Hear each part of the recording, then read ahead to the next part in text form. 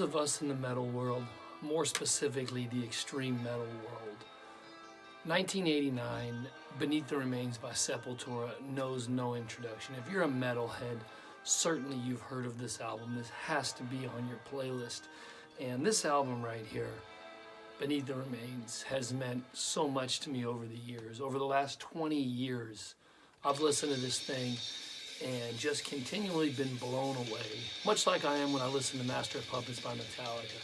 Just blown away by the brutalness, the catchiness of the album, just all of it, the heart, the fact that they were 18, 19 years old when they recorded this in December of 1988.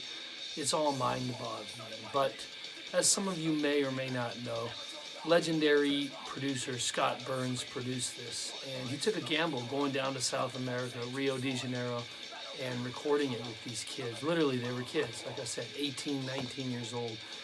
And over the last couple of years, I've had a chance to go back and listen to Bastille Devastation in 85, and Morbid Visions in 86, and Schizophrenia in 1987. And when you listen to those albums, if you really listen to it, you know, a lot of people will criticize Morbid Visions and Bastille Devastation because of the awful recording quality, but I like it. I actually think it gives heart to it. Sounds like it was recorded in a cave.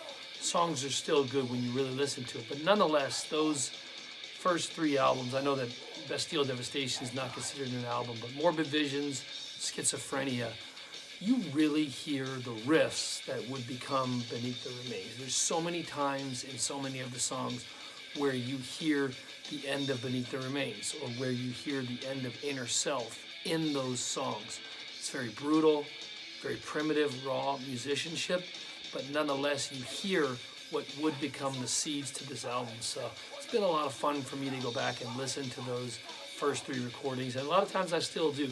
I enjoy seeing what led up to the build-up to this album, Beneath the Remains, a true metal classic, something that I consider in my top 5 of all metal releases. Does not matter death metal, does not matter thrash metal, grindcore, all of it. This, Beneath the Remains, is in my top 5 metal releases of all time. It just means that much to me. It's just an incredible recording. 9 songs. If I had to choose the best song, the one I enjoy the most, it's Beneath the Remains, the title track. Just so good, so catchy. I enjoy reading the lyrics about being caught in the middle of a nuclear war. Very deep stuff. You know, this is the end of the 80s, so the Cold War is still going on, and there's a lot of tension. There's just a lot of tension between people and governments, much like there is today, and it'll probably never go away, but at that time in the 80s, definitely some brutal, brutal stuff they were talking about. Now, as mentioned, there was 9 songs. Probably the second favorite track for me would be Inner Self. I relate so much to the lyrics, walking those dirty streets, you know, feeling hate in my mind, feeling the scorn of the world, I won't follow your rules. Just very deep lyrics. You really picture a kid in the third world walking on dirty, disgusting streets, just wanting to follow himself. And I think as I've gone off and done my own things on the internet, some of you may or may not know, but I'm a novelist, I write books. That idea of I won't follow your rules, that's really stuck out in my head. You know, this idea of doing your own thing, being your own person, that to me is what extreme metal is marching to your own beat. Not following trends, you do it because you love it, do it because you're passionate about it. That to me is really what this music is. I could go on and on about the tracks. Stronger Than Hate, Mass Hypnosis, Sarcastic Existence, Slaves of Pain, Lobotomy, Hungry, Primitive Future. They're all great. Literally, I do not think there is a bad track out of those first 9 songs. Very difficult. I mean, yes, I do think Beneath the Remains and Inner Self, but obviously there's going to be folks that really enjoy Mass Hypnosis. Slaves of Pain is a gem too. Lobotomy. Very difficult to rank which one of those songs is the best. They're just all so damn good. And if you've listened to this album, you know what I'm talking about.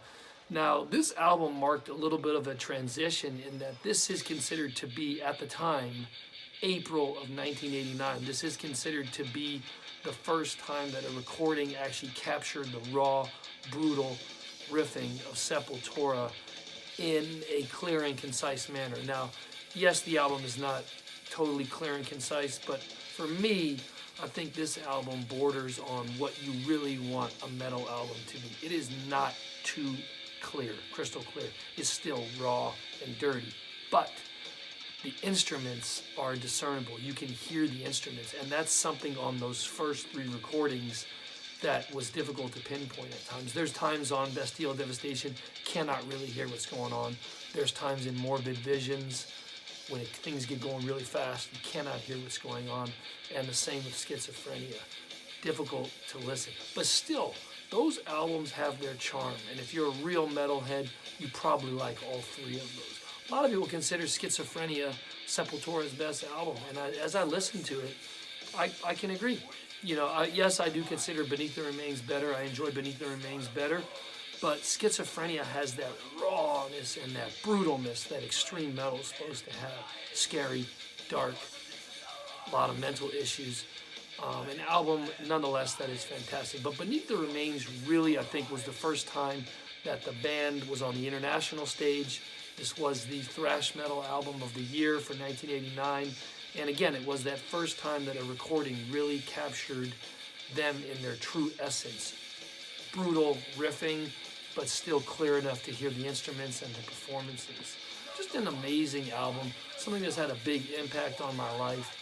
And I come back to this album maybe once a year for a week or two, and I'm blown away every time I listen to it. There's never a bad listen. Again, I consider it like Master of Puppets.